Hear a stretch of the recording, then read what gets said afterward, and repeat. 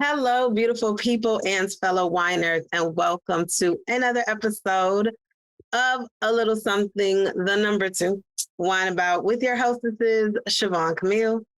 And Ty Michelle.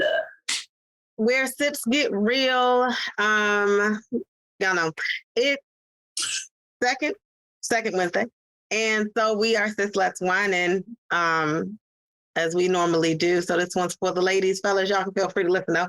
We brought back a guest that we had with us. Miss Crystal Brooks is in the building, her building, because we do this thing on Zoom. Y'all, we not together. She's in the building. She's on the couch with us. And we're going to be talking about finding your voice and self-worth. For y'all who don't know, this is essentially kind of a part 2. The first time we had Miss Brooks on, we were talking about emotional maturity and self-awareness. And so this is the next part of that. Now that you're emotionally mature and you know yourself, how do you speak with it? You work? How are you weighing yourself? So we're going to do this thing here.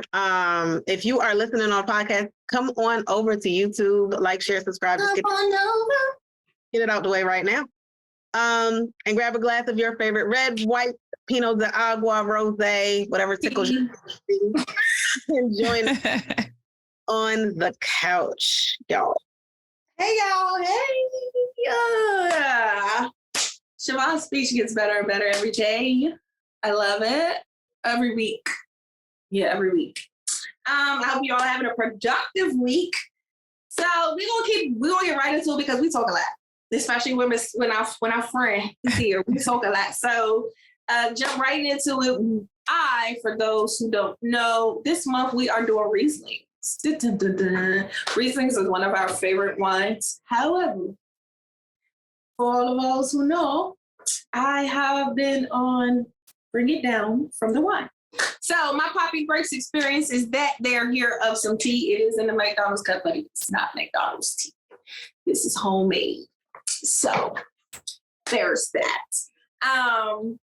And I also didn't have time to go to the store to get the wine, even though I wasn't even going to drink it. It just been sitting here so y'all can display it, so I can display it. But I don't even know what I was going to get. So it'll be here at the wine out, needless to say. So Siobhan, let us know what your Poppy Grapes experience is going to be today. So I have a Riesling, obviously, by Kendall Jackson. I had their Chardonnay at a sushi place one time. It was greatness. That Chardonnay is in my refrigerator right now. It's good. Mm-hmm. So I have their Vintner's Reserve collection up there. And so that's what this is. And I'm actually looking forward to it. That's what I got. I still want to know what type of Riesling we had at my wedding. I still don't know. Oh. That was my first time having a Riesling. And it was at my wedding. And it was so good. Still don't know what it was. I've tasted 20, still can't identify it. So that goes to let you all know our opinions are our own. We are not sommeliers. We just be guessing and reading stuff. So y'all, we wrong. Just comment and let us know. We'll take it. We can take it. We tough. We emotionally mature. But please know if you come disrespectful, we clap back.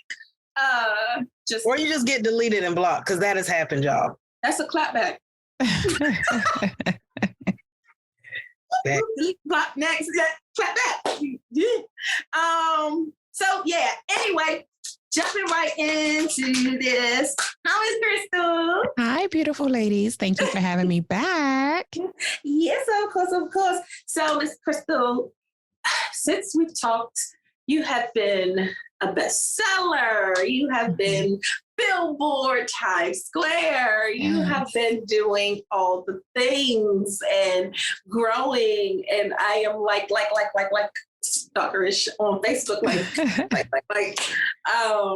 but definitely proud of you and all the accomplishments. And so now that you have gotten us emotionally mature, how we know what we worth? Like,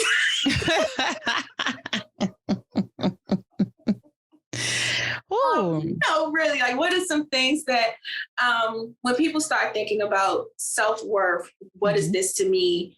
What am I worth? What am I putting out there? What am I giving? How much of me to give? Mhm. What are some things, what is a tool or a key or a note that you can give them to just identify, or at least put some type of starting point to identify their self-worth?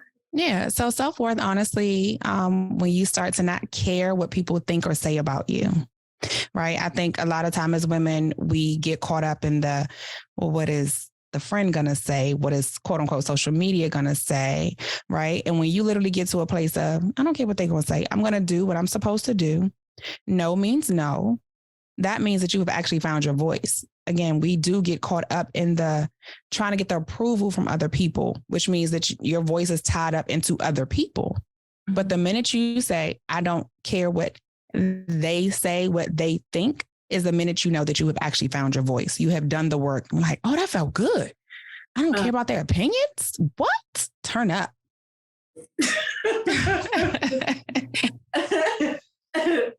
Because it's tough. I'm telling you, it's tough because we are looking, we want the validation from people, which makes you lose your voice because if that person does not validate you, whether it's social media, you don't get that like, you don't get that love, or someone doesn't back up that idea that God has given you, then what, your voice is tied up with them?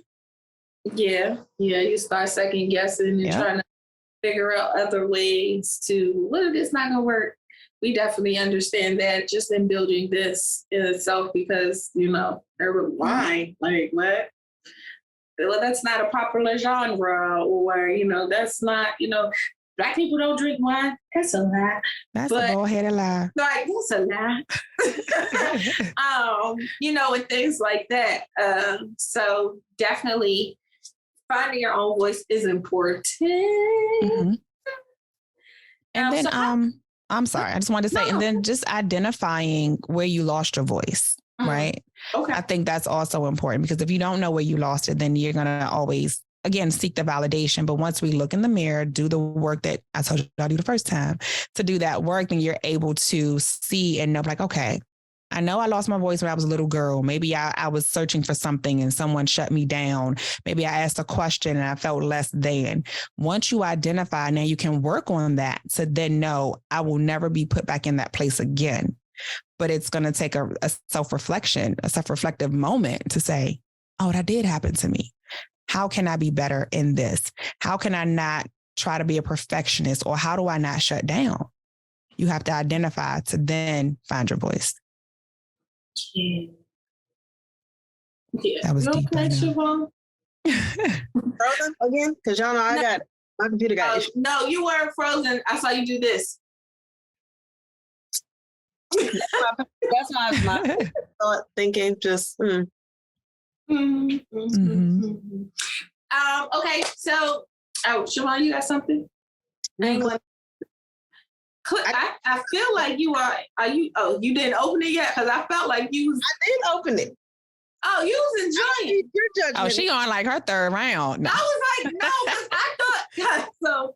I think I subconsciously knew, but at the same time was like, wait, but wasn't that just full? I mean, I ain't trying to clock your moment. You're fine, sis. It's okay. You're fine.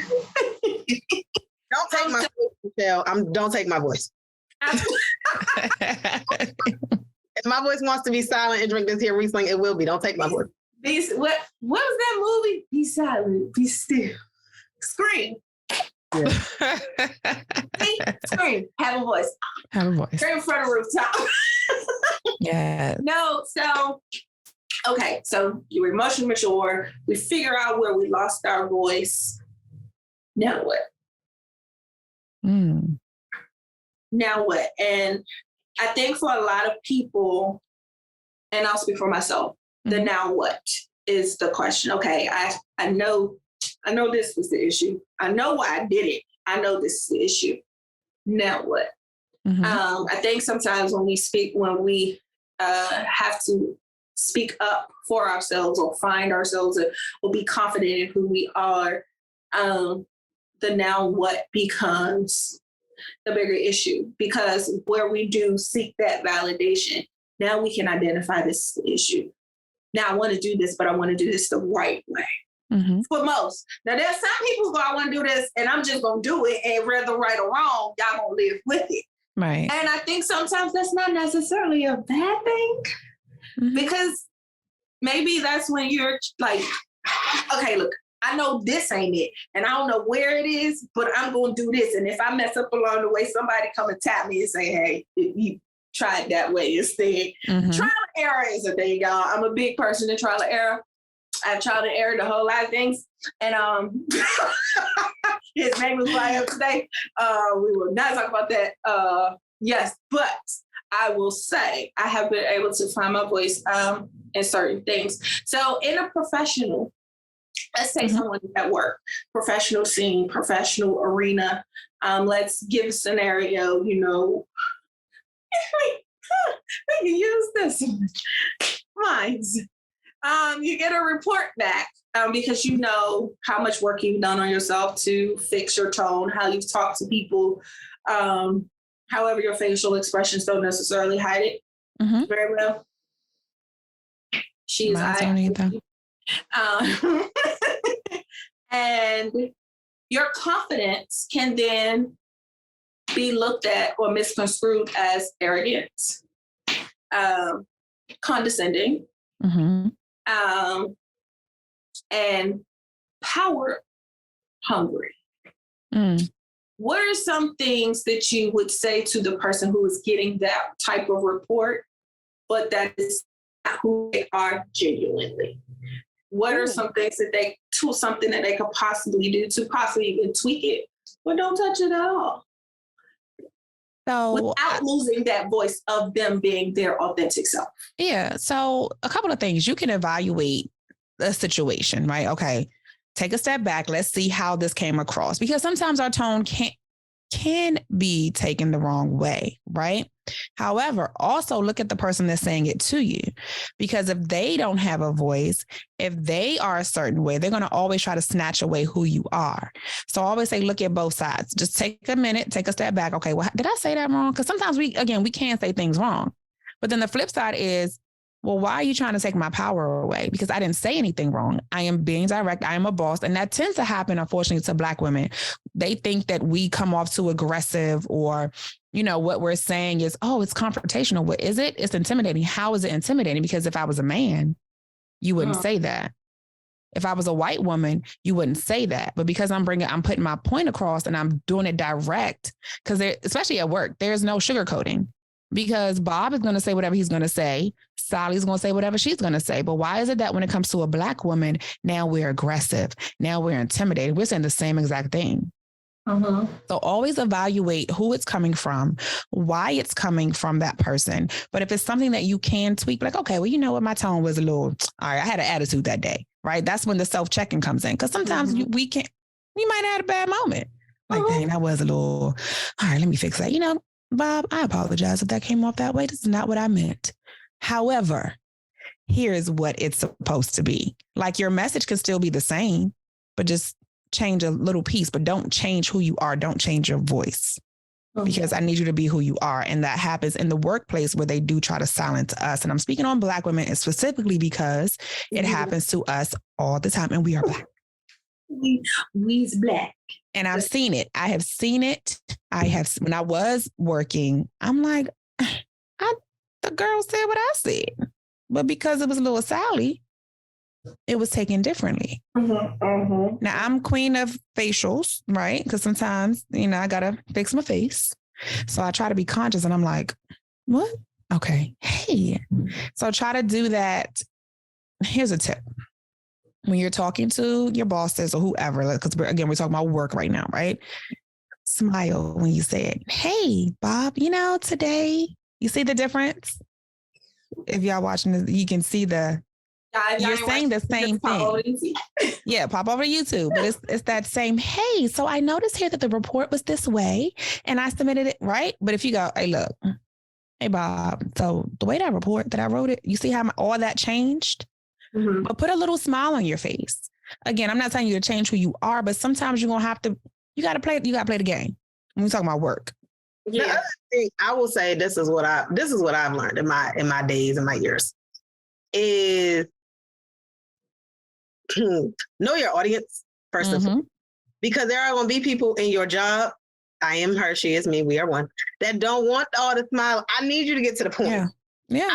Co-worker who did hey guys, and she was white, but I had other white co-workers that did not do this. So I think I'm making this big blanket statement about white women, but because I had white co-workers that were white women that would come, hey, Siobhan, such and such, because they knew you could tell me. But I did have one that she was also a backstabber son, who was hey, so, if you would just do this, I don't need all that. And we actually, at that job, for one of our company retreats, had to take personality tests. Share those out. Like, they weren't private. You knew they weren't going to be private. But it was so you could understand who you were in this net. It was a web. Where you fall and where everybody else fell. It was a matter of everybody learned that day. If you're going to talk to me, be direct. I don't have time for all of that. Some people don't. The other thing I will say is I think about my best friend who used to work in a very corporate place. She had a white guy boss who came in and had to have a meeting because HR is coming at people. Like, HR comes at white dudes hard. And I had a conversation with one of my white guy friends about this. So he was just like, listen, I've heard that some of y'all have an issue with how I speak. This is the tone of expectation. And I remember this because she and I have adopted tone of expectation as our mantra. When people are like, why do you speak like that? It's the tone of expectation. I have the tone of expectation.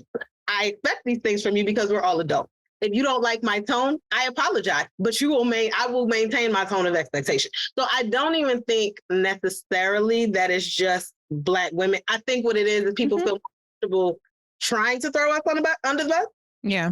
When they do Bob or Mike or John or Jim, but instead they will, and in both cases, they tend to run to HR. But absolutely.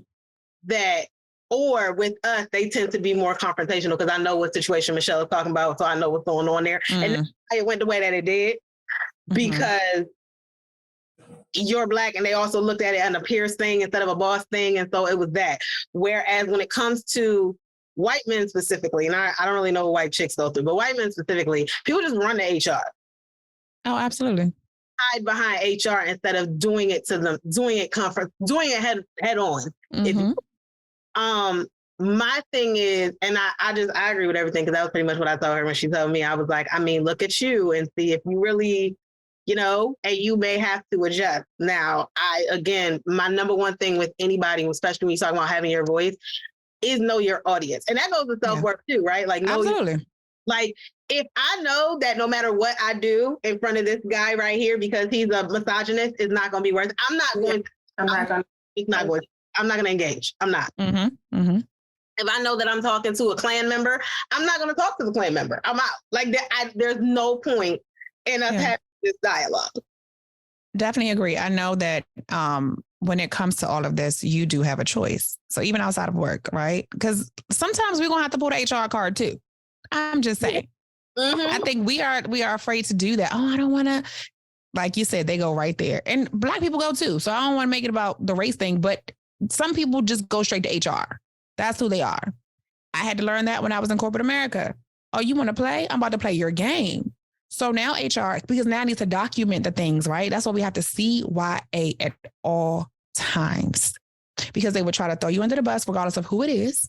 But if you cover yourself, then it's like, oh, I documented this on such and such date. This is what I said. So then again, I'm big on that because that happened in my old job where this person always ran to HR, but then was just so nasty on the floor and nasty emails. Well, let me print out these emails and take it to HR because you're not giving the entire story, right? So always CYA when it comes to that. But when it comes to people, you don't like you said, you don't have to engage. You can be like, you know what? It's okay. I'm going to I'll go around you. It's okay. Because you have to protect your peace. And you're not finna lose your job over nobody. Period. No. So that's another part of finding your voice. Like, just know the different chains. Know that, hey, you know what? I can be powerful if I add this layer on, right? You don't have to fight all your battles yourself. Again, only because we're talking in the corporate world right now. You don't have to fight all the things yourself. But if we're talking about outside of corporate, you should have a support system as well that helps you to understand that you don't have to fight everything by yourself. You're going to have to add that. And in your personal life, you need to know, to her point about that, also speaks to not only knowing your voice, but knowing your worth.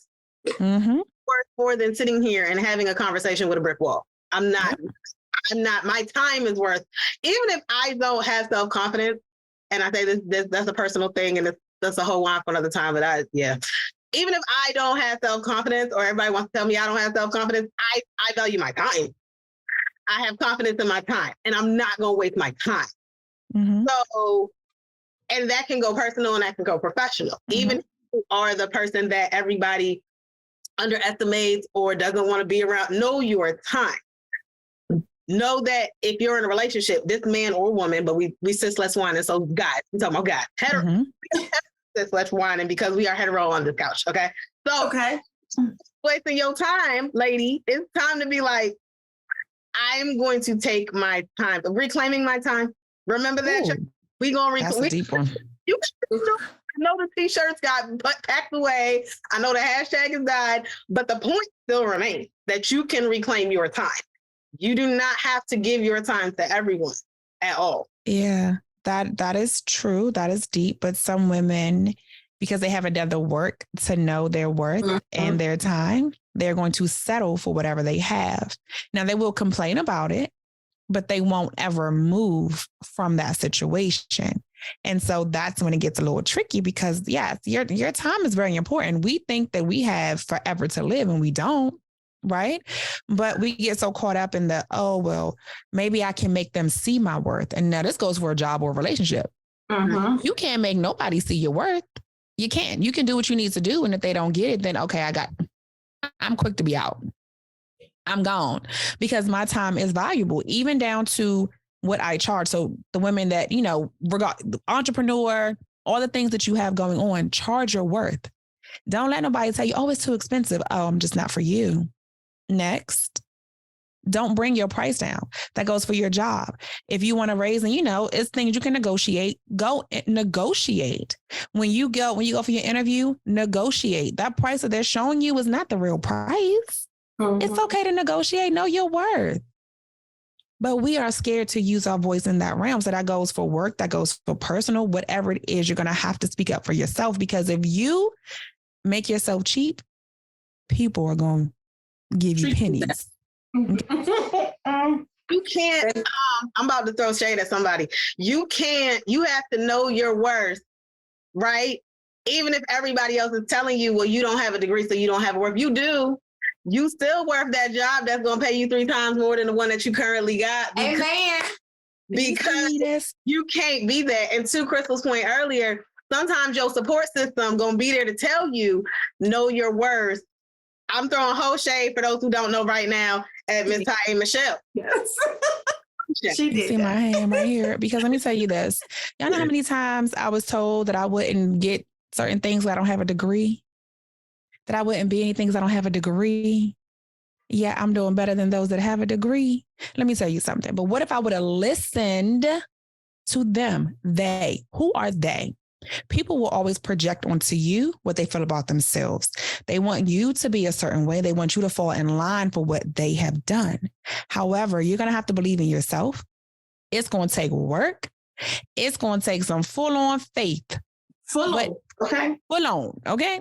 But you have to know who you are.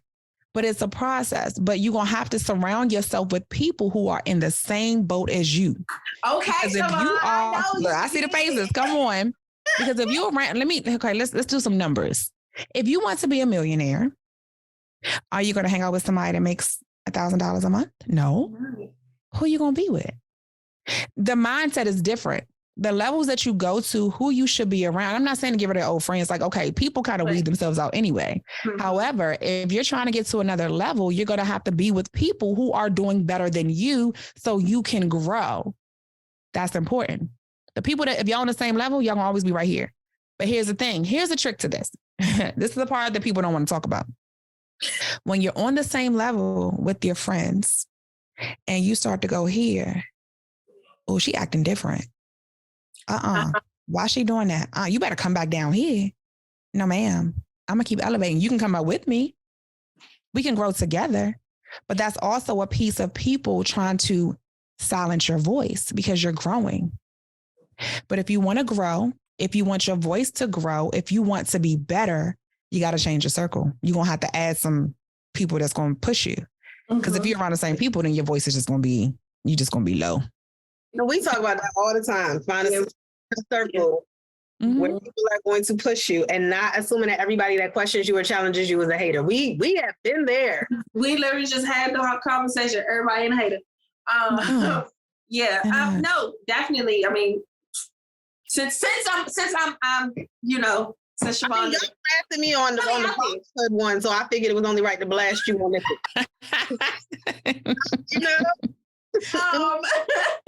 Since I'm that person. But for a long time, I was telling people, speaking to what we were saying and understanding your self-worth. I need to elevate my caliber of friends because this ain't it. What are we doing? Why are we going? What is this conversation? And I was saying that, and I was saying that, and I was saying that. And a situation came up, and I literally just made up in my mind. I was like, look, I love her. I don't have no issues. What happened was definitely unfortunate and not the way that we had planned due to other people, but that's fine. Now, if this person wants to have a conversation with me, we can have a conversation and I can say what I need to say and we can keep on growing and keep on loving and keep on X, Y, and Z. She never came to me for the conversation, but definitely went the other way. Still well care. Respect is iffy because I know of some other things now, but respect enough where I'm not going to, it's no harsh feelings. It's no harm done. I don't want to wish any hurt, harm, or anything on anybody, period. But no, definitely not. No real love lost. Like if she was to honestly call and say, hey, I need help, and I was able to, I would. So it's that, but I definitely identifying first step is, and I would tell Siobhan, I need to recalibrate my friends.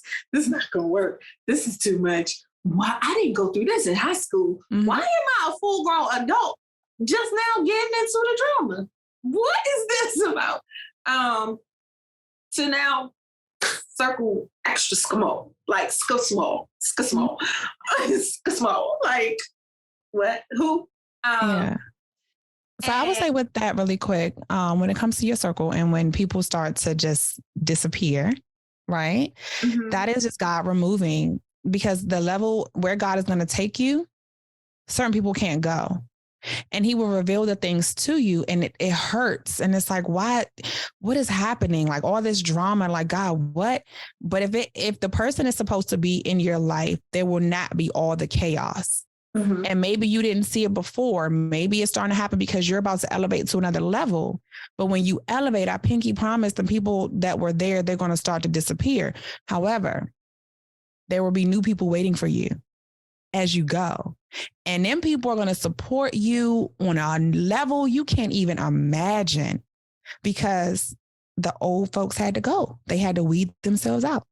So hold on to that. And that goes for anybody. Hold on to that. If your circle starts to get a little funny and things start shaking up and it's like, that was my girl, what happened?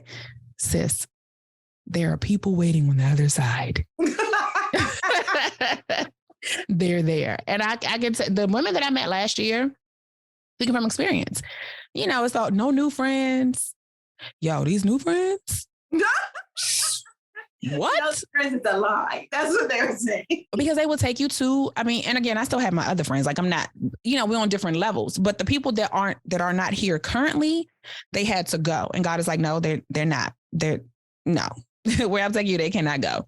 But the people that's waiting on the other side will literally elevate you. The things that you desire, they're going to take you to that place. They're going to speak your name into rooms that you thought that you did not qualify for, but you're fully qualified with them. Oh, come on and see Michelle and Siobhan. What? I'd be like, huh? Siobhan is telling you. I'd be like, whoa. I told Siobhan, I said, Siobhan, I don't know if I'm supposed. I told my boss, I was like, I don't know if I'm supposed to be. She was like, what? I said, I don't know. I need to be in this room. Like, this is a lot for me. No, you walk in confidently. Yes, I'm supposed to be here. And guess what? You start taking your notes and you show up, period. Because there's something in that room that you're going to have to. There are places that I'm showing up and I'm like, God. But I walk in like, okay. You want me to? Right. All right, bet. Good morning. Let's go. Right. And then the words that you need to speak will start to come. Mm-hmm. You're going to realize why you're there. You are there for a reason. Is it intimidating sometimes? Yes. Yes. However, you are there for a reason and it will all make sense. By the middle of me, you like, okay, I'm supposed to be here. Thank you. But at the beginning, you like, Oh yeah, definitely. I was like, oh, okay. So, okay, let's tell Siobhan sisters. I don't know if I'm gonna be in that room. Like they was asking me questions, and I'm sitting here like, I just started 3 months ago. I don't know nothing. you knew everything. That's why you were in the room. But that's the thing too, is I will say to the point about friends, you got to have, or your circle. You're going to have people who are content in where they are. Mm-hmm. They don't want better for you. Mm. Not all great coaches play the game. Mm. You may have a great, I got my. Okay, I'm like, come on. Just because somebody can be an awesome basketball coach, like awesome. There are a bunch of them that they either were terrible when they played or they didn't play at all. It's two different viewpoints. Mm-hmm. It's two very different viewpoints. For us we grew up dancers, you be a wonderful dancer and a horrible choreographer. Yeah. Yes. I know some. You could be a great choreographer, horrible dancer, great dancer, horrible choreographer. It's not, one does not automatically beget the other. And so you may have those friends that she's speaking to, I believe, that stick around, but it's not because they want you to elevate. They what you could be, even if they're content at their $60,000 a year, or they're content in whatever relationship situation they have or whatever else, but they want you to be your best self. I'm that friend. Get you that friend. Yes, That's why, because Michelle, she called me. I don't think I applied for the right job. They told me to apply for this job, but I don't feel like I'm qualified. Just apply for the job. No, because I don't. And speaking to women, because this is what I had to tell Michelle, and this is what I had to learn for the job I have now, was the biggest thing, speaking professionally again, the biggest thing that messes up women is the belief that we have to be perfect. You have to check. And it's been studies done. And if it weren't for these studies and me finding them, I wouldn't have the job I have now that I love. We feel we have to check every box. I found a study that said women and minorities feel like if you have a list of, we've all seen job applications, right? And they say the qualification. If minorities and women look at those qualifications and say, let's say it's a list of 10, they feel they need to check 9, if not all 10, before they apply. Mm-hmm.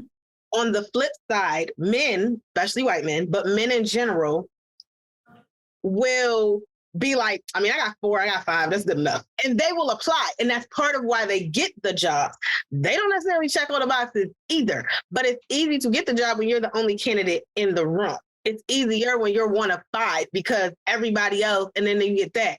So I had to switch my own mindset, and I went through my professional transition 3-4 years ago, which is why I could say to Michelle, go for it. I don't have this and I don't have, it doesn't matter, because we are doing ourselves a disservice expecting that we have to walk in the door perfect, because John, Jim, Bob, and Mike do not feel that they have to be perfect. They're like, and again, it comes to self-worth and confidence of saying, I'm me, I'm great. You're going to hire me even if I only check 4 boxes. And so I was so proud of her when she applied. I was even more proud when she got the job, because I'm that friend. And shout out to the friend. Yes. Oh, I definitely got, because I wouldn't apply had Siobhan. I promise you I would. I was like, girl, I'm good. I told her, I was like, I don't even know what these last 3 things mean. Like, it doesn't matter. Miss Chris, let me tell you the conversation, okay? You ever had somebody so much trying to get in their own way? Yes. And I'm not even that big of a woman on faith. I'm really much more of like a logic person. Michelle knows this. I believe me and the Lord got a complicated relationship. But I was so angry that I was trying not to be yelling and mad and, all that stuff. But I know in talking to her, I didn't yell though. But I had the tone of expectation. Yes, you did. Because it's a matter of, I know your worth, even if you don't have a piece of paper. Piece of paper, and my piece of paper don't mean shit. It does not mean basura. It means nothing. Okay, because also understand that all bachelors, all degrees are not created equal. I have one in the fine arts. It's considered really nothing. So my thing was, the other part to this is, and I'm gonna ask Ms. Crystal this question, and then I'm gonna finish my rant and let her answer it. But how do you find your self-worth? Because I say that with, I was the friend yelling at Michelle, like, you are worth it with a degree or not. That does not dictate who you are, what you bring to the table. You have 10 plus years of experience. That is in lieu of a degree. Fine. So you have 10 years of experience in lieu of a degree. Apply for the daggone job. What's the problem? Yeah. I don't understand the problem. Yeah. But yeah. And then I went to the interview because of the way I felt, not knowing my self-worth. I was like, and I felt like I butchered the first interview. Like when I walked out, I said, Siobhan, if they call me back, it's literally going to be God, because I don't even know what I said in there. I do not feel like I was confident. I don't know, girl, I ain't getting no call back. I am going to take this other offer though, because it was still an increase from where I was. It was just like, it's okay. You know, I shot for it. You know what? God, I'm not supposed to be in it. Girl, they gave me a call back. I said, Siobhan, they must be crazy. But see, that's that self-doubt, right? That's that self-doubt that somewhere, because y'all know I be going deep, somewhere in your life, someone told you that you weren't good enough. Oh, I And know. so, what I know was it? that was too. If y'all have been watching the podcast, I was say, you watch the podcast, you know, it was Miss Blondeville, my 7th grade science environmental teacher. She went around the classroom. Long story short, she went around the classroom and asked everybody what they wanted to be. I've grown up around nothing but entrepreneurs outside of my mother. My mother works for the government. Everybody else is an entrepreneur. So I wanted to have my own dance studio and theater. And she literally looked at me and told me, girl, you can't do that. You're not smart enough to do that. Literally. And this was like the first week of 7th grade. And so And that right there. Yep. So that makes sense. And so that created that doubt. So that seed of doubt was planted into you, right? So anything that you did, and if somebody else came along, they just added on. They added on and added on, right? But again, because you remembered it, you recognized it, but then you also have a friend who was pointing to you like, girl, you tripping. Like, you better go apply for that daggone job. We get caught up in the papers, and any job that I had, I'm gonna be real, I understand. Any job that I had, I never, ever, ever qualified. I didn't have the degrees. I had the experience, but I didn't care. I was like, I'm applying. I don't care. Pick me or not. My time outweighs a degree. And so every job that I had, I got it. But the flip side, I always had people telling me I wasn't good enough. I wasn't worthy enough to have certain things, right? I don't know where that confidence, maybe it's the Taurus in me. I don't know. But I always walked in like, I don't care. I'm going to get it. But was I nervous? Yes. Did I feel like I didn't qualify? Yeah, because I listened to other people. So when you figure out your self-worth, that's what I said earlier on, when you know that you have grown, is that you don't care what anybody else says, what anybody else thinks about you, because they're putting their self-doubts onto you. So your 7th grade teacher probably had a dream, probably supposed to be doing some things that she didn't do, and somebody told her she couldn't do it. So what happened to her? She gonna kill everybody's dream that came along. So the difference is when it comes to your voice, recognizing, number 1. Number 2, going for it. I hate to say do it afraid, because that also plants a seed of fear, right? So I will never tell you to do it afraid. I'm going to tell you to go walk in it. What's the worst they're going to say? No. Guess what? Those no's get you closer to your yes. And you never know what God has for you when you're walking it. But it's that, what we talked about earlier, that faith walk, taking that step to be like, let me just go do this. I know, child, girl, I don't qualify, but I'm going to do it. And then you get the call, be like, what? Well, guess what? It's because you took that step, because you believed in yourself. So the thing that we are most afraid of doing is the thing that you should be doing. So how do you find that self-worth? Like, how do you cultivate that and foster that in yourself? So a couple of things. I already told you to identify where certain things happen.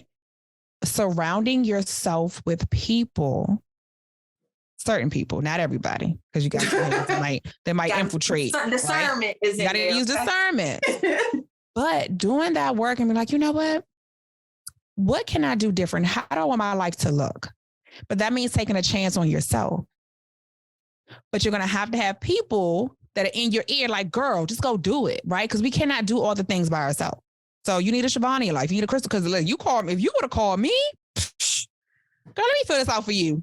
Here. Submit. So, and I think that's the other part. I can do that for others. But for me, I'm like, but you got to show up for yourself. And so that's when you had to identify. And that's what you're going to have to do. Here we go with the forgiveness, right? You're going to have to forgive the things that people may have said to you, said about you. You're going to have to forgive yourself for the things that you have also said about yourself to make you feel like that you weren't worthy enough. What has happened? So when I talk about, y'all know I'm a coach. So it's not a straightforward thing. You're going to have to do the work. You're going to have to. You're going to have to either invest in a therapist, invest in a coach. Like, depending on where you are, you can have both, right? But those are the people that are going to help you to find your voice, to know your self-worth, to push you to that place. You may not have a friend, because everybody don't have friends that are going to push them. Like, it depends on your situation, right? But if you invest in yourself, if you actually say, hey, you know what? Maybe this person can help me. I had a client, lived in Colorado, very successful woman, didn't have a real voice. What? If you come to Crystal, you finna find your voice and then some. And so our first session, 30 minutes, mind you, she has been a therapist. She has been to coaches. She told me I gave her more in 30 minutes than she received in 6 months. I am the person that will push you, but you're going to have to invest, because we cannot do the things on our own. There are so many things, so many triggers that may happen, things that we may not recognize. Yes, you recognize your 7th grade teachers where you started, but what if somebody put that in the back of their mind? They don't understand where it came from. So they're going to always self-sabotage. Well, now you need somebody that's going to help you to recognize what it is. Now we're going to deal with it.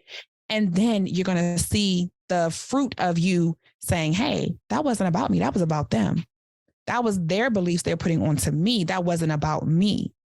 But it's going to take the work. So all the things that I'm telling you is not just to show up. Like people say to just be confident and walk in, but confidence isn't a feeling. Mm-hmm. You just got to go. You got to do. Confidence is not a feeling. It's not a feeling. You can pretend that you're confident and inside you ain't confident at all. You're not, right? But what are the steps that are going to make you confident? What is it about the work that you're doing that's going to make you confident? How are you going to be better in that thing to make you confident? That's the difference. So you're going to have to invest. You're going to have to find, again, everybody may not be on your level. Everybody may not be on the friendship wise. There are people that just don't have friends that are about anything. Unfortunately, it happens, right? But surround yourself with people that will push you, that will open up your eyes. You're like, dang, well, maybe I do got it. Now, there are people, I'm going to be real, regardless of what you say to them, they're going to always have that self-doubt because they haven't done the work. So that's a different level. But that's where the coaches come in. That's where the therapists come in. I would say a coach. I'm plugging myself. That's where the coach will come in, because I'll speak for me. Anytime I have anybody that comes in my life, coach or not, right? I push them. I open up their eyes to see, well, where did this thing happen? Where did it start? Now, how can we deal with that? So now you can move forward in the things that, y'all know me and God, that God has for you, right? But for so long, women have been torn down. You have gone through some type of trauma. Any and everything have happened to you, and you don't know where to start. Well, you got to get a coach. You got to get a therapist. And you have to do the work, so then you are confident. That's where it starts. So, question. Whole episode, sorry. Episode about trusting after trauma. That's all I was gonna say. Oh, come on, trusting after trauma, because I got a whole thing. Okay, sorry. We did that. So, speaking of in the realms of trusting after trauma, mm-hmm. I know for some, confidence is great. Confidence is awesome. How would you tell someone to address the fear of success? Because I noticed that, again, not just me, I've been around others. There were a lot of other friends that I've had where they would do and they knew they could, but it was the fear of keeping it up, the fear of what's the next step after that. The expectation level goes up. How do you what is something that you can tell someone on how to manage the fear? And I don't know if it's fear, but I would say fear of success, because that's like a real thing. Some people don't, because now how can I keep this up? So I would say it's a poverty mindset. It's a lack mindset. If you grew up in a space where if you got to a point of success and then everything fell apart, you're nervous, right? And it's like, dang, well, I got here and then everything blew up. But why did it blow up? What did you see growing up? Again, I'm telling you, all these things just go back to your childhood. It's things that you saw. It's things that even as you grew and you may have had a pinch of success, and then it's like, oh, shoot. Oh, okay. But here's the thing. Who are you doing it for? Are you doing it for other people to validate you and your success? Or are you doing it for yourself? That's where, again, you're going to have to check yourself, because most people are doing it to keep up with the Joneses. If you're actually doing it for you, then your success will be your success. So not being afraid to be successful, not being afraid, how am I going to keep up with it? Well, you worried about keeping up because you worried about what Tony and them finna say about you. Not what you have said about all yourself. All these names, Sean, Tim, Tom, Tony, Don. Look, sorry, these are Sally, I know. We're not talking about you specifically. We're not talking about y'all, but it's true. It's that the syndrome of listening to others and worry about what other people are thinking. And so your measure of success is because of what someone else says versus what is it for you. So you make your own goals. You say, hey, I know that I want to make $5,000 in this month. I'm just throwing out numbers. Okay. Then you're going to set, but you're going to set your goal to make that. If you get to 4,300, guess what?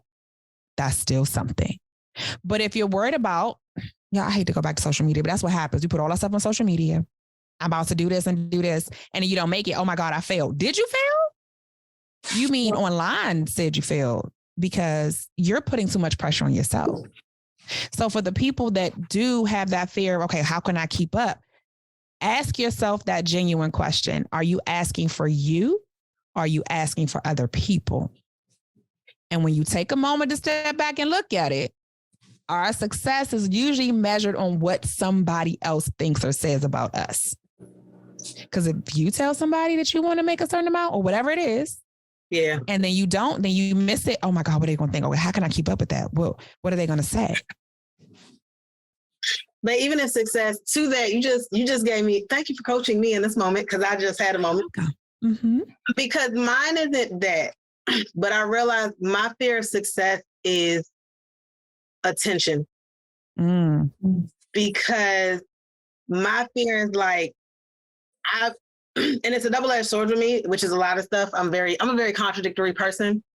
Michelle knows that, because I tell somebody like, I want to get married. But you gonna date? I don't want to date though. Like, no, he just like right through my window. Like there was a meme the way back. I don't know if you saw a couple years ago that was like, so all these ladies that don't date, you expecting your future husband to break in your house? Yeah. He's gonna be there to rob me, say I'm cute, give me a ring, we get married. What's the problem? I don't understand. But I say that because like I think of like this podcast, for example. If it gets successful, that brings attention. Okay. And I've always been a person who, even when I was a dancer, I prefer choreography. And everybody told me, you great at choreography. Thank you. Because I'd rather be the storyteller. As Michelle knows, I write, I choreograph. Most of the stuff I do is in the background. When we started this podcast, it was audio only because of me. Because I was like, nobody can see me. I'm going to be in the back there somewhere. And I agree, because the lazy me was like, that means I ain't got to get dressed. But you only got to get dressed up, not the bottom. You can have your PJs. I'm just saying. No. When we were doing audio only, you weren't going to see us. Yeah. It doesn't even matter. Mine was because she was cool with it because it made her be lazy. It didn't matter what she wore. Mine was, I don't want people to see me. And I know that goes to my childhood. I know good and damn well what sense, know all of that. My biggest concern is if this goes successful, that attention, because I'm an introvert. Like to be from the camp, even doing this, was like, yeah, cool, but we only get like 90 something people, 80 something people, a couple more down. We get more downloads when we do views on YouTube primarily. Mm-hmm. But as we get more subscribers now on YouTube, we just hit a milestone, yay for us.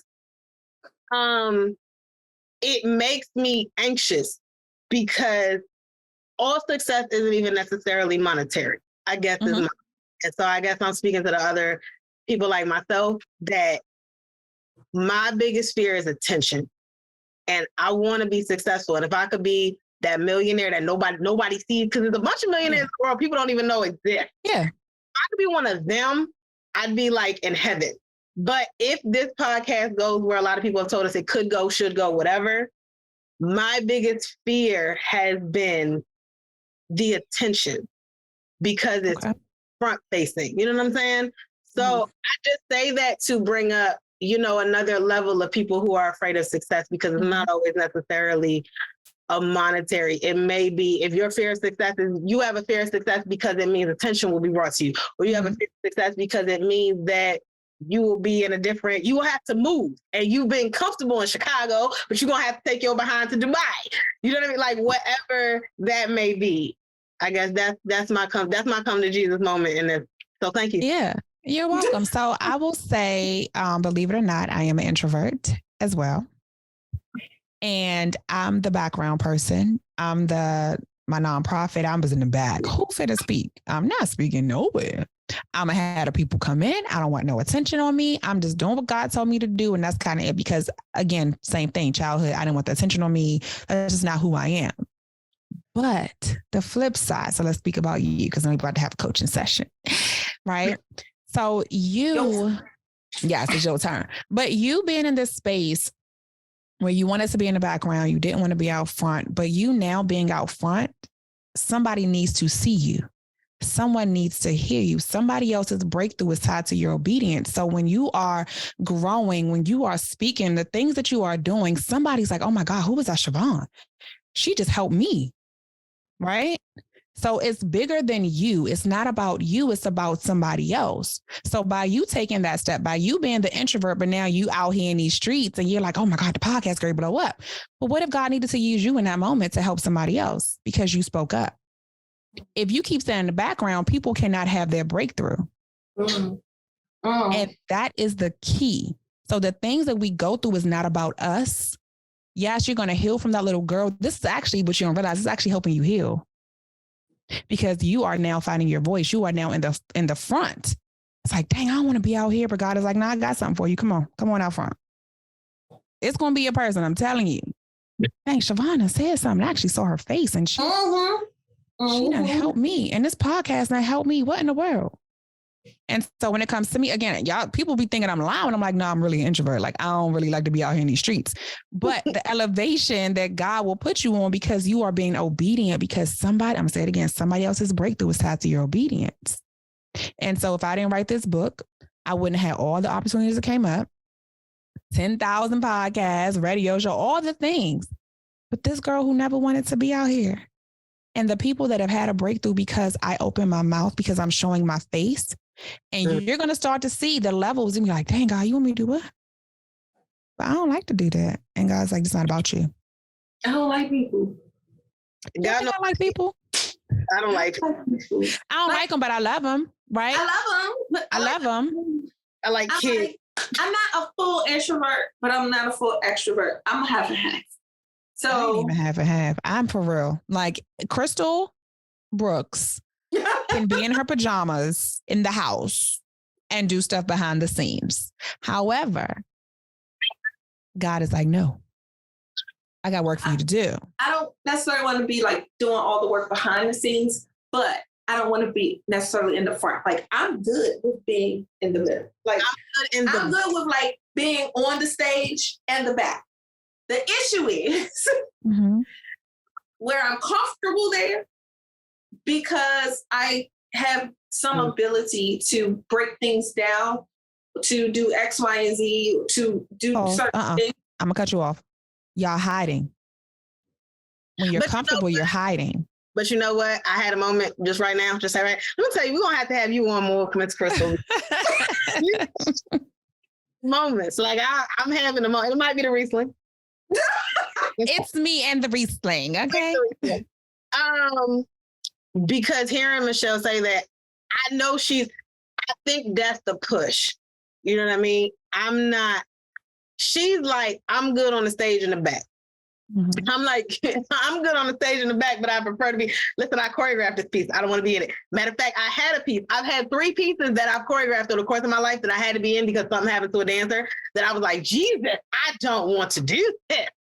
One of them was like, I really physically don't want to do this because I choreographed this without me in mind. And so I did like an amazing amount of running and like jumping and God was like, yeah, if I do this, I'm gonna die. And I literally did. Like after I performed it, I fell out on the floor backstage. Okay.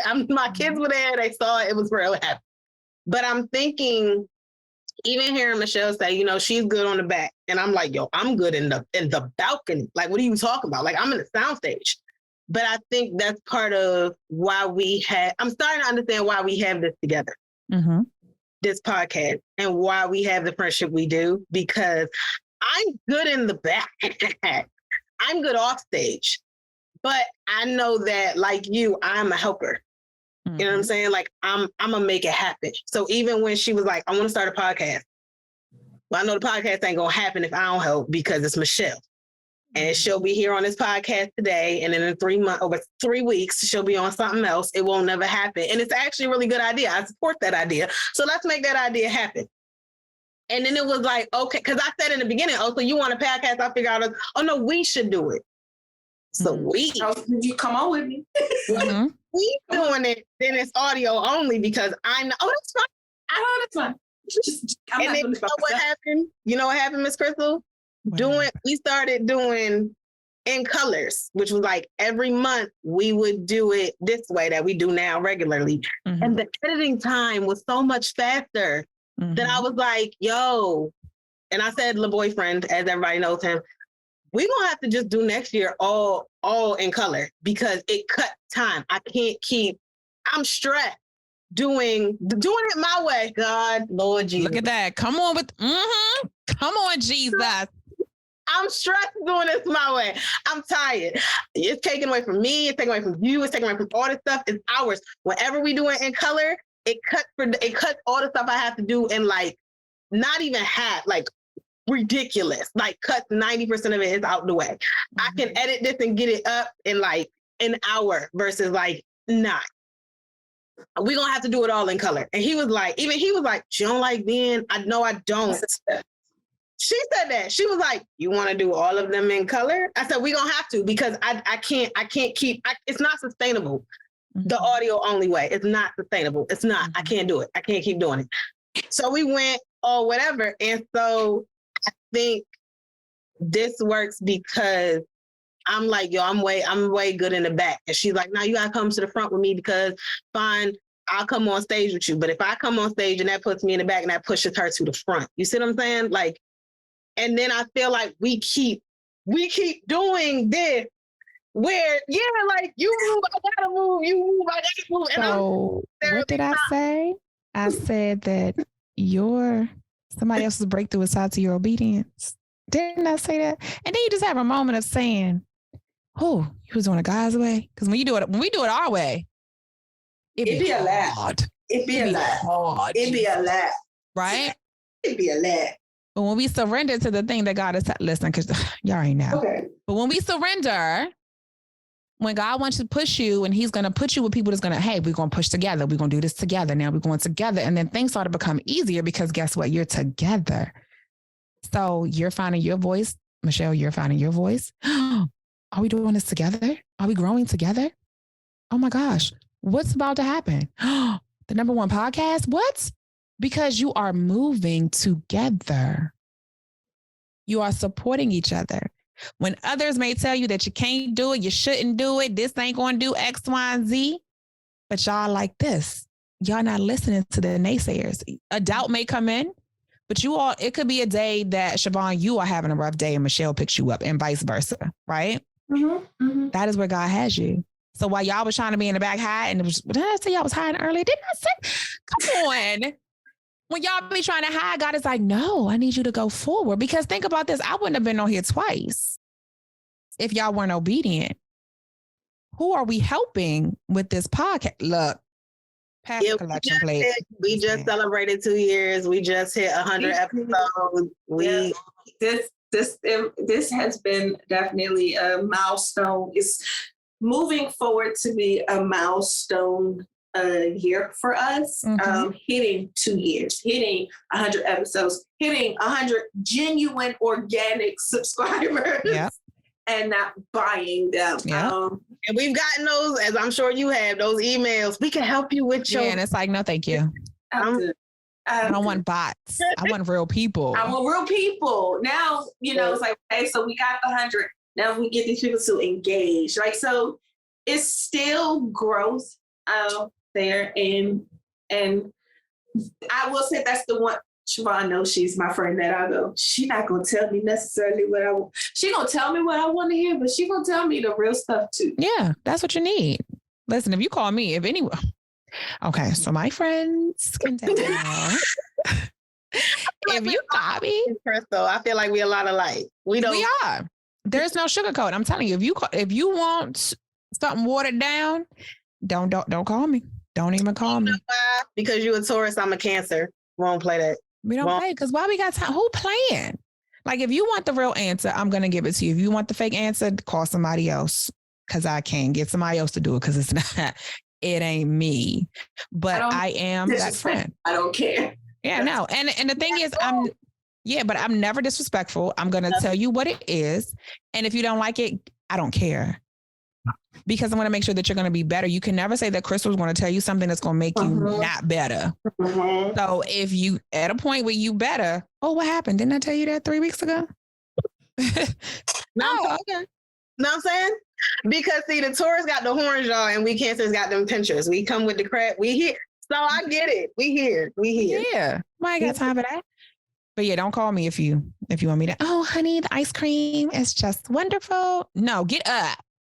But I think that's another reason why, because I had to tell my manager, she was like, what is it that you need from me? I was like, for lack of better words, I need you to put your foot in my ass. Like, I don't want to, and I'm a punk. I'm a sensitive punk. I'm a sensitive thug. Mm-hmm. Okay. I can see that. But I'm a thug, but I'm a cry, but I'm a thug though. Mm-hmm. And I told him, but I also, I guess it's probably because of the way I grew up. My dad was that person. He was that, no, I'm going to give it to you like this. Now, my dad really don't care about emotions. Like, he's not emotion driven whatsoever. Mm-hmm. So having that, now it's like, I receive the information that way. Put your foot, tell me, no, this is not right. Tell me you could do this better. I'll work through my emotions. I'll go through all of that. But then at the end of the day, I know I got a job to do. I have an assignment.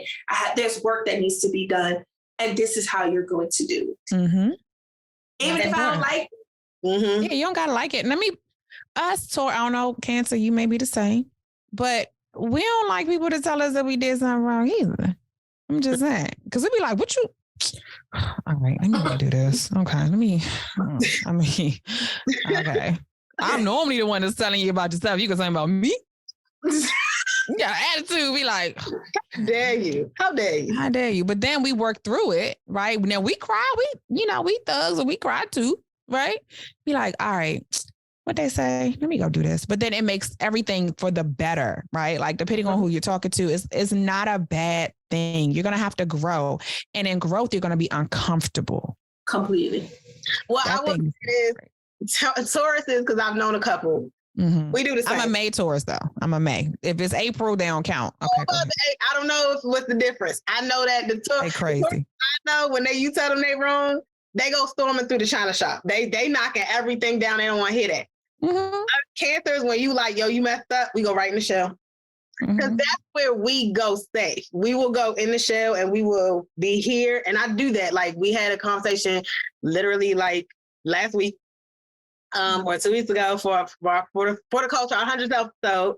And I said my thing when somebody gets on my nerves is to go here because I go internal before I come back out. Yeah. But no, I don't like being told that I'm wrong because I'm usually the one checking everybody else. And so Everybody. if you do that, I gotta go to my soft, mushy space. But me, I'm usually the one coming out pictures ready for who we doing? What we doing? You need me to kick you in your behind, cool. But to Michelle's point, I think, or the conversation that we've been having about your childhood impacts your adulthood. Absolutely. Mine was, I grew up in a house with an Aquarius and a Sagittarius. Mm-hmm. It was very, my mommy's a Sag. We love Sagittarius. But both of them were scientific people. One was a computer tech, the other was an engineer.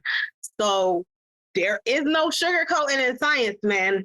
Yeah. And that's the house I grew up in. So even for me being a moody, more emotional Cancer, I didn't get a lot of that part of me was not nurtured. So I shell. I go right in my shell when I get emotional, or I pinch out and I'm cutting crab claws at everybody. Everybody got to die.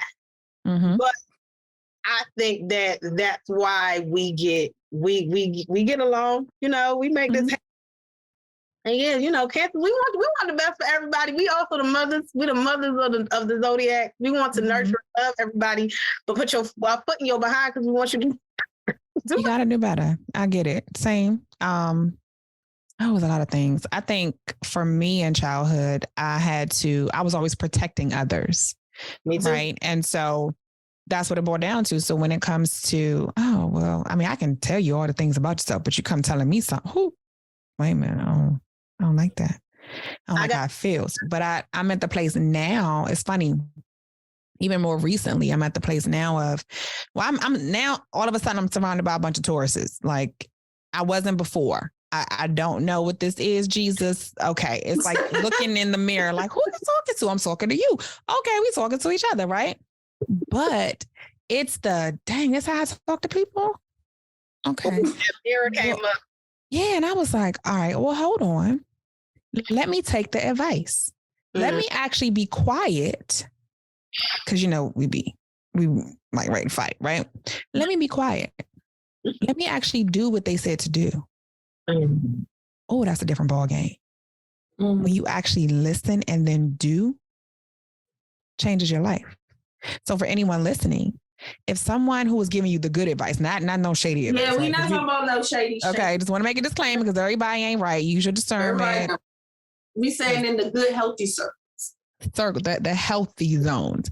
But do something different. I know we're talking about being uncomfortable. I'm telling you, the thing that's going to make you the most uncomfortable will be the thing that's going to take you to the next level. So with this podcast. Oh, I got to write this email. Yes, write the email. Do the thing. Whatever it is, there's going to be like, oh, I don't want to. Just go do it. Literally. And then you're going to start to see things happen in your life. Be like, dang, I should do that a long time ago. But I will never say do it afraid. And I had to learn that because when you do something afraid, that doubt and fear will always come in, which is the enemy. He's going to be whispering, I told you couldn't do it. I'm like, hold up, right? So we're trying to block those things. And that could be a whole nother podcast, y'all. We're going to have like 15 podcasts. But but it's something that we release like every month and it's just going to be us. It's going to be us. But I really think that people need to get that concept that, because there are books out here, do it afraid. People saying, do it afraid. But you don't understand that you're putting that fear onto you.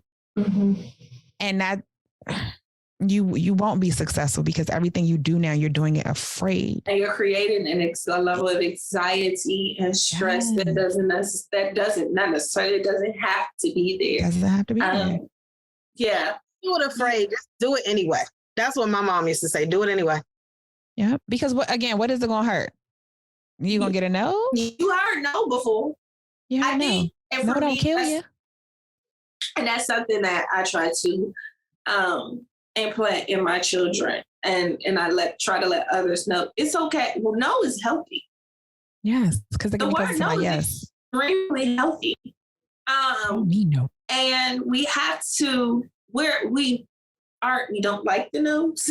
They may make us uncomfortable, but to get a no is actually healthy because then at that point, now you're building your resilience. Yes. Now you're persevering. Now you're being, what I tell my children is now you're being brave because they can understand that a little bit better. Yeah. At their younger ages, they're being brave, So, it's doing something in spite of. So it's that whole thing. But you doing it afraid. You're putting yourself in a very vulnerable position. We got to be Which careful what we say. Yeah. eat at your self-worth when you keep doing things afraid, because Right. now that makes it ding like You also have a bad thing because fear is a natural response to danger. It's a natural response to danger. So if you keep doing stuff, even when you're afraid, you putting yourself in, you have the potential to put yourself in danger unnecessarily. So just do it anyway. Do it in spite of yourself, that fear or whatever that may be. But don't do it in fear, because then you won't start making stupid decisions. Right. And it's like, wait, why you on the side of the road? Well, I did it afraid. No, my fight or flight. We didn't say do that. We got to change the narrative, but it's just it's so pros. There's just so many other things for real, y'all. And I'm speaking from experience and just where I've been. I know I've been on before, but where I've been in the last 6 months and taking the leaps, which you talked about earlier, but taking those leaps and just doing the thing that God is like, just go do it. I'm like, what? Okay. Right. Just jumping. You just gonna have to jump. I say jump because y'all, I'm not even gonna go there because we're gonna be here for like another 5 hours. But just know, on the other side of your yes, it's amazingness. It is. Your account can look funny. Your friend circle can look funny. But when you get to the other side, and we always gonna be going to the other side. Like, let me say, it ain't like it's just done. Go to the other side and you reach your it's like, ready? Okay, boom. Okay. Oh, you trusted me there? Okay, here's the next step. Okay, now here's the next step. But if you keep delaying the thing that you should have done, you'll never get to your destination. And it's a journey. But trusting and knowing that the recap, trusting your circle, praying, be like, hey, God, if they're not supposed to be here, let them go. Now, don't be surprised when they all go. Don't be looking at her. Hold on. Don't turn into what's her name? Rose from off the Titanic. I'll never let go. I'll never let go. You're gonna have to let go. But guess what? She even let go. She broke your man's thumb to let go. So she was like, I got to get out of here. Yeah, but God will remove them, and it's gonna be out of your control, right? Mm-hmm. But anything that is removed from your life, I promise you there will be something 10 times better. And so just I keep saying, don't be afraid to take that step. Make sure you have a sister circle that will pour into you, because again, as women, we don't have that, or we think that we have to do it on our own. We have to be superwoman. You don't have to be. You will not be strong every day. You won't be.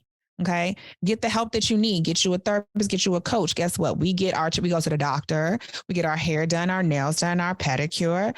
Why can't mental wellness be a part of your self-care routine? That's important. You want to heal from childhood trauma? Talk to somebody. And your yes, and I'm going to say this for me, I'm speaking to myself, but I'm speaking to all of y'all who are out there in case, like Crystal said, somebody else needs to hear it. Your yes doesn't have to be resounding. It does not have to be yes to the shrine of the heavens. It can just be, you think I ain't had no attitude? Like, all right, yeah. As long as you move it, and I say that because, like I say, I did not, y'all, when I tell y'all I did not want this to be where y'all see us every week, I was good. I thought I was good. I was good. Mentally. Being audio only, and you just hear this, but there was no YouTube. YouTube was some slides and some Bitmojis. And if y'all go way back to the original episodes, it was some slides and some Bitmojis with an audio. Mm-hmm. But it just became too much to try to sustain. And after not even a full year, because y'all, we launched in May, as y'all know, Cinco de Mayo is our anniversary. So we talking, we don't even record in December, y'all. We talking like 6 months, literally. After 6 months, your girl said, I can't do this. I can't do this my way. I can't do this the way I wanted to. I can't do this in the audio. So we're going to have to do this in color. All of them are going to have to be in color. And it was a battle because I really didn't want to do it. For what I said before about fear of my fear of success and what success looks like to me, and the platform of having to be seen every week. And hope that I don't wear the same shirt 2 weeks in a row, because my wardrobe is big, guys. Guess what? If you do, so what? Because I feel like I Like, I legit was like, I feel like I wore this tan shirt last week. But guess what? They're about to get it again. It's clean. There you go.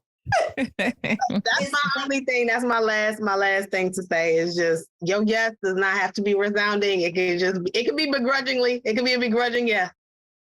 Yeah. Period. I agree. And the last thing that I have to say is, yeah. Everything they said, y'all, because this was a lot. Like, this was a lot. So take your time. If you need to watch it 2 or 3 times to grab something different each time, go ahead and do that. Click on the links to go to other episodes, because y'all, we get deep. We get deep, surface level deep. Well, we don't have enough time to like dig, but we scratch surfaces. You know, we dig a little hole. You know, intro. I have Miss Crystal back because she's a coach. Yeah, please find yourself Crystal Brooks or Crystal Brooks in your area, because she came on this podcast and I found some things. And I'm telling you, it's funny because my mother asked me if I needed to go back to therapy like 2 months ago, and I said, for what? Because therapists don't work for me. But I think I might. I'm not gonna say that. I'm gonna be disobedient real quick. I'm not gonna lie. That's who I am. That's why me and God have a complicated relationship. That's why we have the relationship we did. Get you a coach. I may need to look into taking some better looks at myself. But I learned some things here, so I'm sure y'all learned some things here. It was hard. She's like, I guess I learned some things tonight. Oh my gosh. Y'all, we do know that sometimes it's exhausting. Tourists, we don't like to be told. We don't, but when we actually listen, it's amazing. So, I'll give you, I don't know if I said this last time, but I'm going to give you all a tool that you can use before we exit out. Okay. Yeah, I know I'm a forgiveness coach, right? So when we talk about identifying the things that have happened to us in our childhood, all the things, I want you all to create a tree. I want you to draw a tree. So you are the base of that tree. Okay. So what is that? The trunk, right? Mm-hmm. And as you branch up, so you're going to have your branches and your leaves.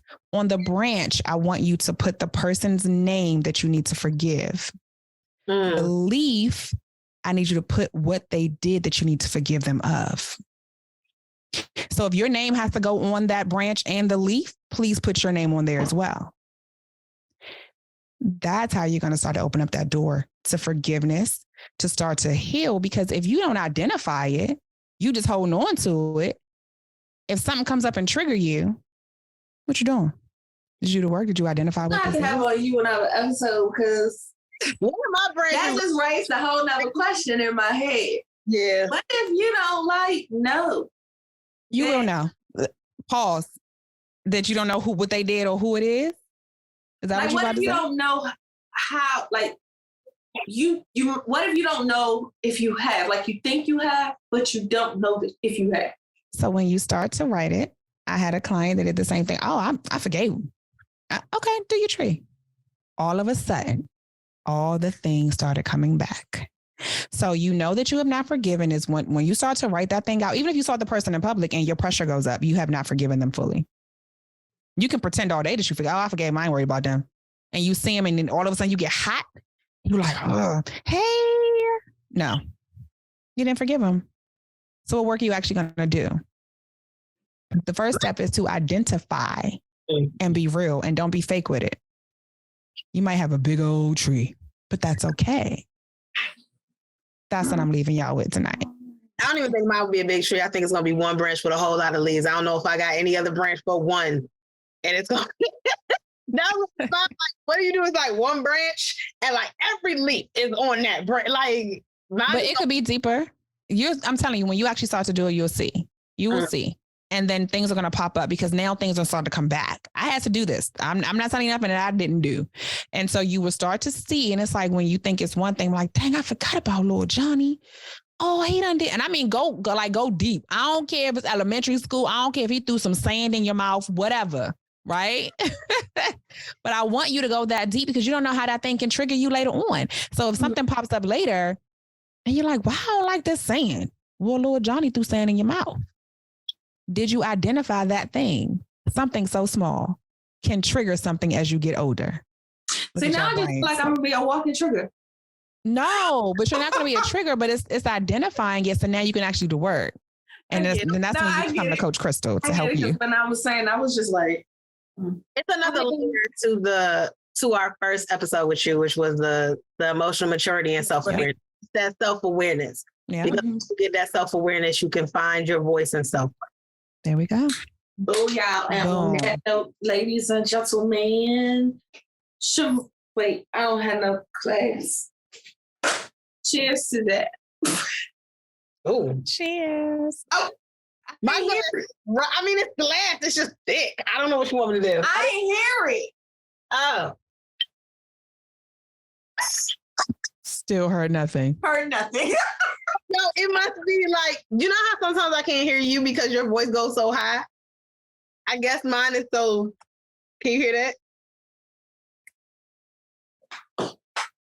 Yeah, I can't. I don't know. I guess it must be the, I got you. I mean, that's what mine sounded like, just a little more bassy. But that's funny that y'all couldn't hear that click because I clicked it like 80 million times. Take two. Cheers to that. Cheers. Cheers to that. 1,000. On that note, ladies and gentlemen, Siobhan, let us know what you are rating your popping grapes experience. And clearly it's a high number because that bottle is almost gone. Okay. I'm trying to take my voice and come from y'all. This is going to be very scarring in my adulthood as I continue to grow. Okay. If my self-worth today is in this bottle, y'all will let me have that. Okay. Y'all gonna let me. So this says grown and cool, coastal hillside vineyards in Monterey County. It's from California. This Riesling is deliciously crisp with fresh fruit aromas and subtle spice notes. Stone fruit flavors of juicy apricot and peach. I did taste those. Mingle with notes of fresh Anjou pear. I didn't know we had to be so fancy about the pear, but okay.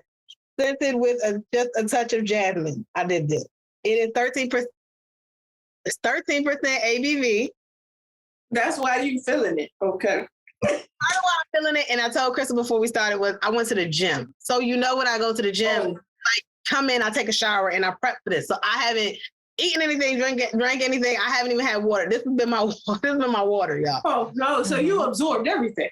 Everything. Everything. For Riesling, which means it's gonna be a glorious night. Okay. I did like it though. I understand why Kendall Jackson is up there with Robert Mondavi. Like those are the ones in California that have the names that follow them. It was definitely crisp. It was definitely clean. I did get the apricot and peach, and I actually do like peach. I've never had like a straight up apricot, I don't think, so I can't judge that. But it was very good. Slightly acidic, but not too much. I would guess as the Riesling goes, since they can go from dry to sweet, I would call this a semi-sweet. I've had sweeter Riesling. I've definitely had Chardonnay dry Riesling. This is not that. It's a semi-sweet. It was really good. I did enjoy it. I'm not going to rate it only because it would be extremely biased because I haven't drank anything. So I was drinking it like water because I didn't have any water. I was dehydrated. So I'm not going to rate this until the wine now.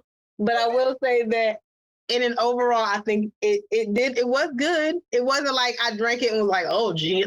Like I did pour me a good 3 glasses and I don't regret any of my 3 pours. Thank you. But is it going to make it to the wine? We're going to get a new bottle. Stop judging. I'm about to say, you might as well finish that tonight because judging my life, y'all. There will be a bottle at the wine out. It might not be this one. not that bottle. Okay. I just, we y'all know sometimes we get the wines and we got to get new bottles of the wine to make it to the wine out because it'd be a struggle sometimes. But I will have a surprise for you all. Because I'm gonna go get my wine tomorrow, take a picture and post it and be like, this is what it should have been, could have been, might have been, if I had a win. Yeah. So that's that. We would like to, before we close out, thank you so much to our guests. It is always a pleasure to have you, Crystal. So before we leave, please let everybody know if y'all need a coach, y'all need to call Crystal. Okay, call don't. Call email. Call me or go to my website. Go to the website. Go to the website. So it's lymlegacy.com. Please be sure to follow me on social media. I am Crystal Brooks. Send me a message there. My phone number, y'all just get that when y'all go to the website. Let's not do that yet. Let's not do that yet. We just got to 100 people. I don't want 100 people calling. Okay. But if y'all need my services, come on. We will also put all the links in the chat. In the comments. Y'all know we put all the description boxes and all the links and all the good stuff. Yes. I do appreciate you all for having me on again. We definitely have that. Of course. This is our coaching. So this is my coaching. Yes. Right. We got to get our life back together. Yeah. Crystal, okay, snap it back. Yes. Get it together, ladies. Get it together. Yeah, so if you need services for coaching, please talk to Miss Crystal Brooks. She also has a wide network of people who can help you with if you need a therapist or any other services. So please don't be afraid to reach out if maybe coaching might not be what you need, but it's something else. She is a wonderful resource. So please use her. Don't forget to buy her book and look out for any upcoming things from Crystal. Y'all know we be supportive and stuff. I'm auto booked because I can listen to things as I drive to work. Yeah. So that works for me. It helps me to intake and process. I do a better job processing when I'm moving. The dancer in me. What? But anyway, thank you. It's always a pleasure. We definitely will have you back because Crystal is like a friend, family of the pod. Duh. Yeah. Y'all. Family status. Period. Family. After 2 visits, family. You gotta go in the kitchen and get your own food. Okay, I will. Mm-hmm. Okay, come on and get a glass. That's right. You are not. Remember, you are not a visitor. Not a visitor anymore. So be sure to join us, y'all, for more laughs, more fun, and of course, more wine each and every Wednesday on your lunch break. If you're at home, sit on the couch and join us for more conversations.